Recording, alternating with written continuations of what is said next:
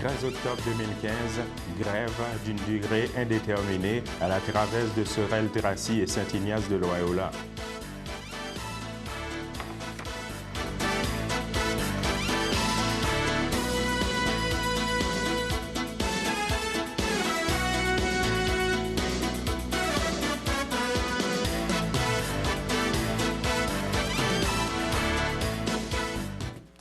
Bonjour à tous, bienvenue à notre bulletin de nouvelles de CTRB pour aujourd'hui. Alors justement, on va vous lire un communiqué qui nous vient du site de Traversiers du Québec pour vous dire que la direction de la traverse Sorel-Tracy Saint-Ignace de Loyola sera contrainte d'interrompre le service de traversier en date du 13 octobre à compter de minuit, heure locale, en raison de la grève d'une durée indéterminée. Par conséquent, la dernière traversée de chaque rive qui sera effectuée le 12 octobre se définit comme suit. Dernier départ de Sorel-Tracy à 21h30 et dernier départ de Saint-Ignace de Loyola à 22h. L'entente intervenue entre la Société de traversiers du Québec et le syndicat des métallos le 7 octobre dernier sur les services essentiels à maintenir exclut la traverse de Sorel-Tracy. Cette dernière n'étant pas visée par l'obligation de maintenir des services essentiels en cas de grève en vertu du décret numéro 139/2015.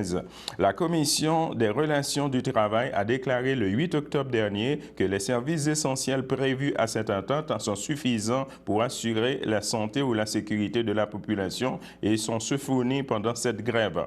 Depuis le 27 février dernier, la STQ est en négociation de renouvellement de la convention collective avec le syndicat des métallos qui représente notamment les officiers de navigation et les mécaniciens. Le point critique de la négociation est la rémunération.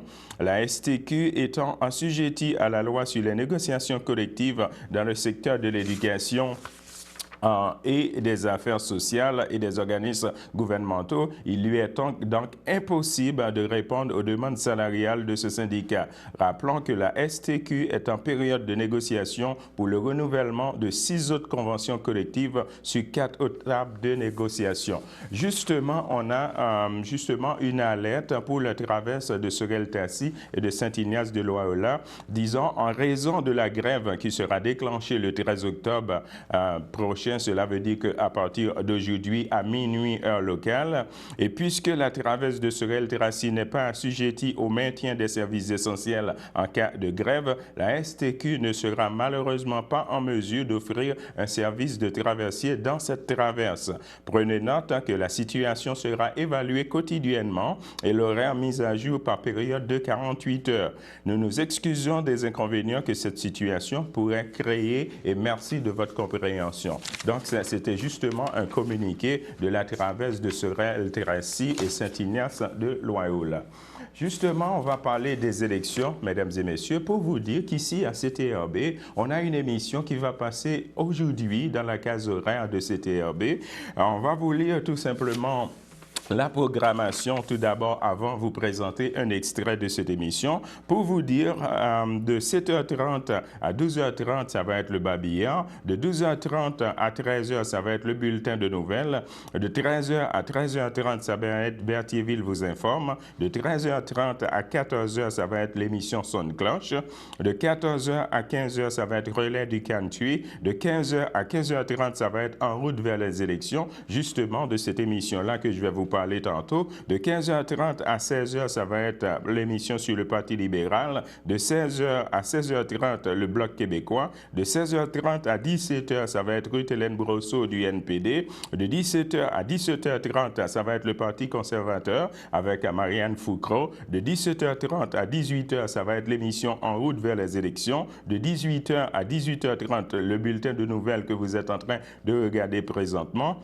De 18h30 à 19h, ça va être débat des candidats. De 19h à 19h30, ça va être encore le débat des candidats. De 19h30 à 20h, ça va être une reprise du débat des candidats. De 20h à 20h30, ça va être aussi encore une reprise du débat des candidats. Ça se peut, mesdames et messieurs, qu'il y ait un certain changement dans la programmation. Alors, de 20h30 à 21h, Parti conservateur.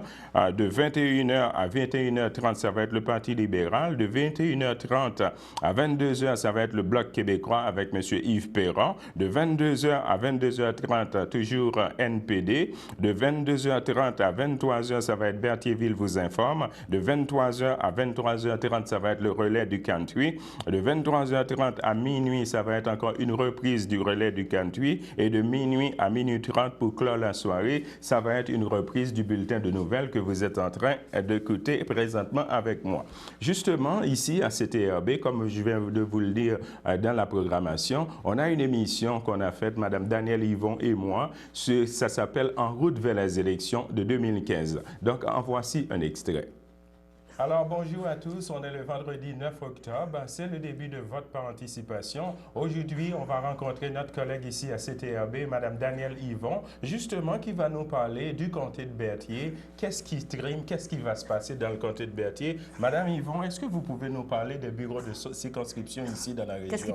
Quand on parle de Berthier-Masquinongé, on parle dans le fond de 3 MRC. On va parler de la MRC de Masquinongé, la MRC d'Autrey et aussi la Matawini. Donc, c'est quand même un très grand territoire. On parle d'environ 98 000 habitants. On a 82 000 électeurs inscrits dans la région. Il y a 4 420 km² de superficie et ça représente environ 29 000 familles et dans le fond, le français est quand même la langue la plus parlée. Donc, c'est quand même un très grand territoire là, que le comté de Berthier-Masquinongé. OK. Si je comprends bien, c'est vraiment un grand territoire. Est-ce que vous pouvez faire un petit retour en arrière des élections de 2008 et de 2011, oui, Madame c'est ça. Yvon? Si on se souvient, en 2008, nous avions eu une élection ici au niveau du comté de Berthier-Masquinongé. C'est M. Guy André qui avait remporté le vote avec au-dessus de 43 du vote, du suffrage universel et tout ça. Il avait été suivi justement par le Parti conservateur, excusez-moi, Mme Marie-Claude Coudé qui avait été en deuxième place. Et en troisième place, nous avions eu justement le candidat du NPD. Ça a changé de tout en tout en 2011. On se souvient de la vague orange et nous avons subi ou nous avons vécu la vague orange ici dans Berthier-Masquinongé de façon assez particulière parce qu'il faut quand même souligner qu'on avait en principe un candidat poteau en Mme Ruth-Hélène Brosseau. Et c'est elle qui a quand même gagné les élections. Ça a quand même fait un petit peu la manchette. Elle a quand même gagné des élections cette année-là, avec 39,6 des votes, suivi de M. Guy André, que je pense que ça avait été une défaite assez cuisante au niveau du Bloc québécois. Il y avait vraiment eu, comment on pourrait dire, vraiment un balayage, oui, on avait vécu le balayage. Donc, c'est un petit peu ça, si on parle un petit peu de ce qui s'est passé au niveau du comté là, dans les deux dernières élections. C'est quoi, d'après vous, vos prévisions, justement, en ce qui a trait aux élections qui s'en viennent le 19 octobre prochain? Je vais vous dire présentement, j'ai l'impression que personne ne sait vraiment pour qui va voter. Je vous dirais, j'ai vu une publicité dernièrement du Parti libéral que la personne se présente dans le box d'élection et elle se lève la tête et là, elle pense à qui qu'elle va voter et après ça, elle décide qui qu'elle va voter. Je pense qu'il va y avoir beaucoup de gens que ça va être la situation là, qui va prévaloir. Ça va se décider vraiment comme on disait, le vote à l'une, là, quand ils vont se présenter devant le bulletin de vote. Je pense que la décision va se prendre là. Ça n'a pas l'air aussi catégorique là, que ce qu'on a déjà vécu. OK. Vous savez, on a à peu près 5 candidats qui sont en lice. Donc, tantôt, vous venez de parler des élections de 2008 et de 2011. Bon, maintenant, on a toute une brochette de candidats. Il y a aussi Mme Ruth-Hélène Brosseau qui est encore en lice pour les élections du 19 octobre prochain. Donc, je vais vous citer ça. On a M. Yves Perron du Bloc québécois qui n'était pas là, qui est là présentement. On a M. Pierre Destremps du Parti libéral qui est en lice aussi pour les élections. On a aussi Mme Ruth-Hélène Brosseau qui est encore là pour le NPD. La candidate sortante. La candidate sortante. Et aussi, on a Kate Mead, la fille d'Elisabeth Mead du Parti vert. Oui, c'est bien ça. Donc,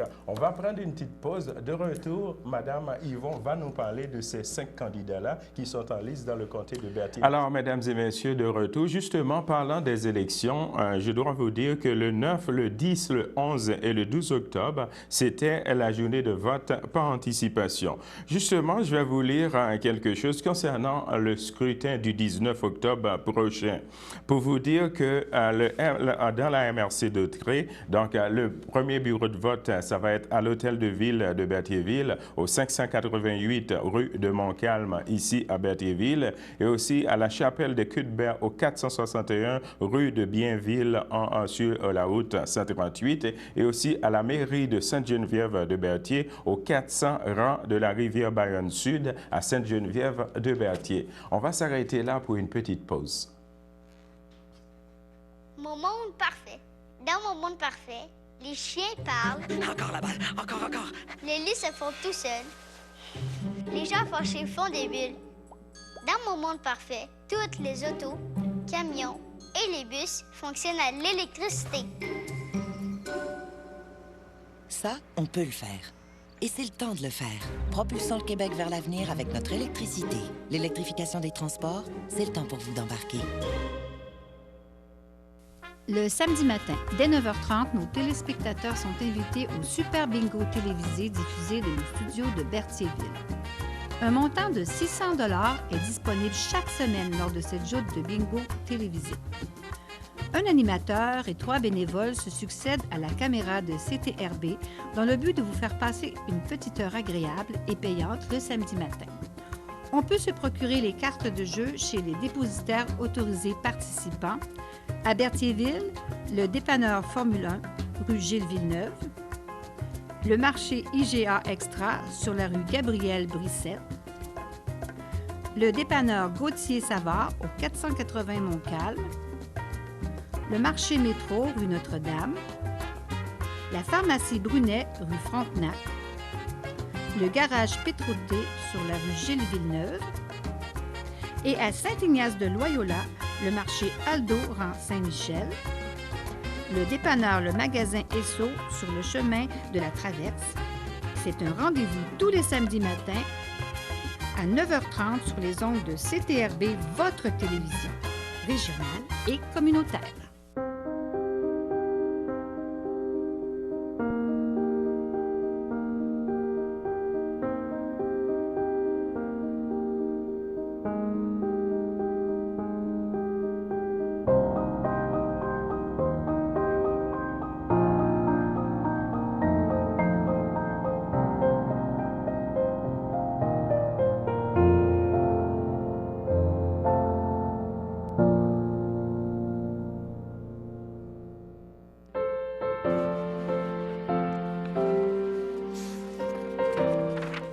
Alors, de retour avec les anniversaires, mesdames et messieurs. Justement, avant de vous lire les anniversaires, je vais vous lire un petit communiqué qui nous vient tout droit de l'Assemblée nationale pour vous dire que le député de Rousseau, Nicolas Marceau, présidera désormais le caucus des députés de Lanaudière. C'est avec plaisir que je prends la relève de mes collègues de Terrebonne et Berthier, M. Travessi et André Villeneuve, qui ont fait un excellent travail que je tiens à remercier, souligne-t-il. J'invite les gens, les associations et les organismes à nous contacter au 450-752-7153 pour tout dossier de nature régionale. Mon équipe et moi-même nous assurerons de faire les suivis requis auprès de nos collègues de Lanaudière, a conclu M.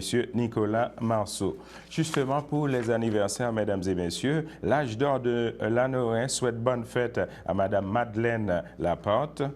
Ensuite, l'Association des personnes handicapées secteur Berthier souhaite également bonne fête à Mme Danielle Strickzouk. Aussi, le Club Optimiste de Berthier souhaite également, et aussi la FADOC de l'île du Pas souhaite également bonne fête à M. Serge Magnon. L'équipe du Centre d'action bénévolat de Daudraye souhaite bonne fête également à M. Eugène Larose de Lavaltrie. Bon, mesdames et messieurs, on va laisser tout ça de côté, les élections, pour vous dire que, oui, à Lanaurais, il y a eu un concert exceptionnel que j'ai assisté. C'était ce dimanche. Alors, en voici un extrait du concert classique de Lanaurais. Après ces beaux moments de tendresse, qui, mieux que Mozart, peut redonner de l'ambiance à la fête? Le dernier mouvement de la sonate numéro 11 porte le nom de Rondo à la Turca. C'est l'une des pièces les plus connues de Mozart, avec le surnom de la marche turque. L'imitation ou le pastiche de la musique turque était très en vogue à cette époque, comme le montrent d'ailleurs d'autres œuvres de Mozart, tel son opéra L'Enlèvement au sérail et son concerto pour violon numéro 5, dit le concerto turc. Alors, en avant la musique.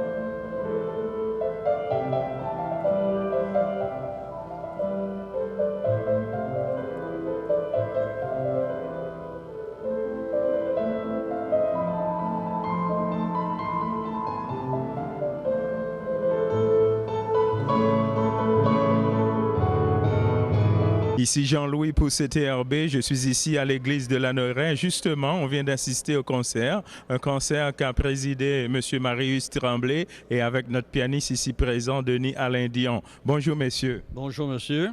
Bonjour. Mon Dieu, quel spectacle que vous venez de donner ici à Lanneray. C'est vraiment un beau spectacle. Alors, qu'est-ce que vous en pensez après cette belle performance de Denis Alain Dion? Oh, je suis encore tout bouleversé, surtout de la création de ma sonate Les mots. Il l'a rendu encore plus merveilleuse que je l'imaginais dans mes rêves.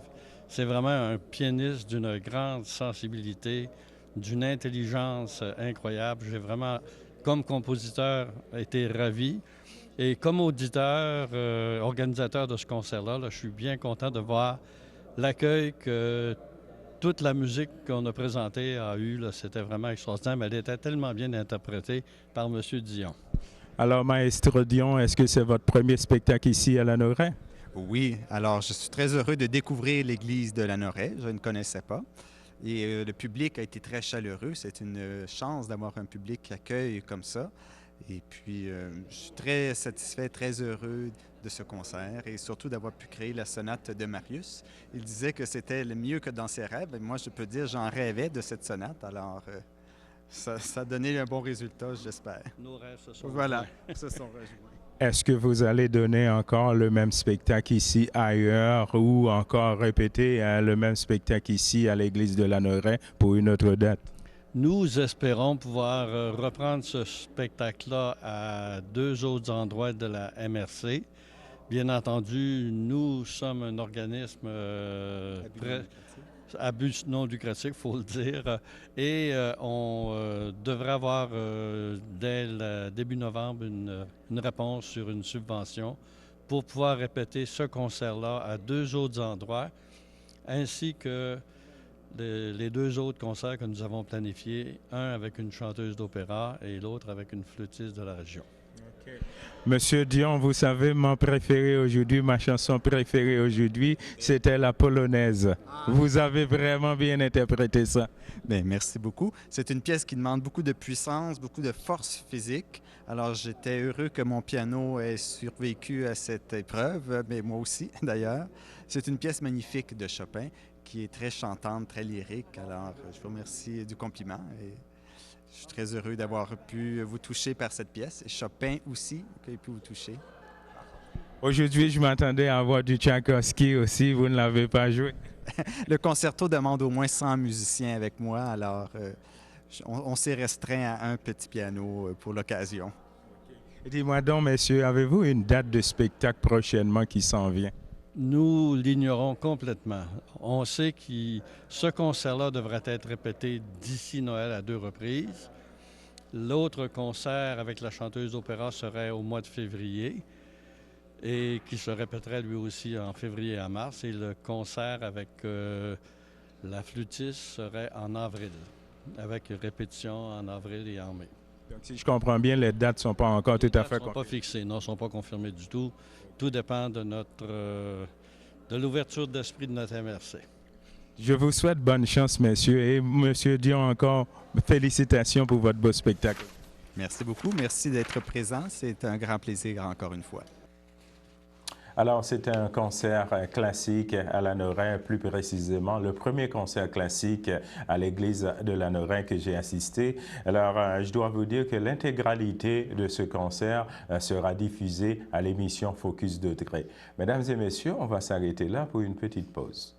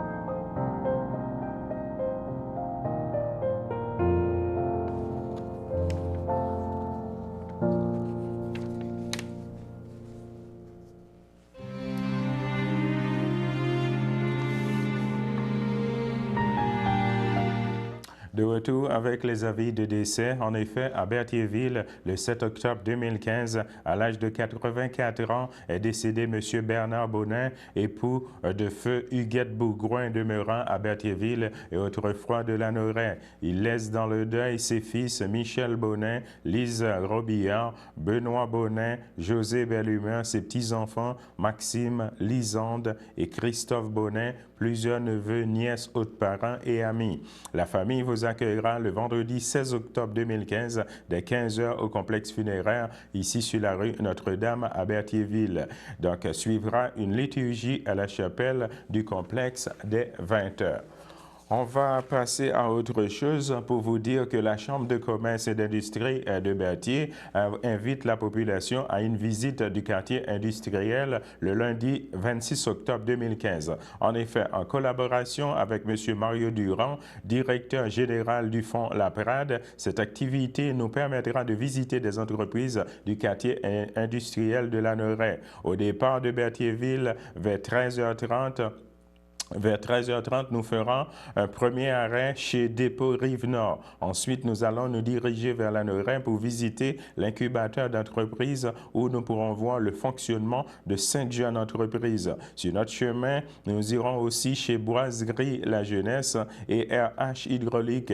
De retour à Berthierville, nous serons reçus chez Desjardins dans les locaux de la Nouvelle Caisse pour un 5 à 7 où nous y retrouvons les entrepreneurs visités dans l'après-midi pour compléter les échanges. Le coût pour les membres, ce sera de 20 $ et 30 $ pour les non-membres. Cette activité est une collaboration de Desjardins et des fonds La Prade. Pour information et réservation, il faudrait composer le 450-836-46-89 ou le poste 1. Justement, on va vous parler de l'Halloween, mesdames et messieurs. Vous savez, le mois d'octobre, au début de novembre, ça va être l'Halloween. Justement, pour vous dire des zombies à Berthierville. Ouvrez bien les yeux. Samedi, le 31 octobre prochain, peut-être verrez-vous des zombies marcher dans les rues de Berthierville. Qui sait? Lundi soir dernier, la ville de Berthierville a même appuyé par résolution de la présence de ces zombies dans ses limites. Le 31 octobre prochain, en effet, les productions du Vieux Berthier invite les zombies de tout genre à envahir Berthierville à l'occasion d'une soirée spéciale Halloween. Afin d'appuyer cette activité, la ville de Berthierville a accordé en lien avec sa politique de dons une contribution de 200 $. Bref, le dernier jour du mois d'octobre, si vous croisez un zombie, sachez que vous ne rêvez pas. On va toujours continuer pour vous dire qu'il y a une collecte de feuilles à Berthierville. Les résidents de Berthierville qui veulent se débarrasser de leurs feuilles mortes pourront profiter de 2 collectes spéciales, soit le 19 octobre prochain, puis le 23 novembre prochain. La ville de Berthierville a choisi de participer à cette opération feuilles mortes de la MRC de Degré. Un budget de 2 880 $ plus taxes a été voté à cet effet lundi soir à l'occasion de la dernière séance mensuelle des élus de Berthierville. La municipalité défraiera aussi pour la valorisation de ces feuilles mortes un tarif de 55 $ la tonne métrique. Donc, avis aux citoyens de Berthierville qui veulent faire un bon ménage de leur terrain avant l'arrivée de l'hiver. Donc, mesdames et messieurs, de retour avec la météo.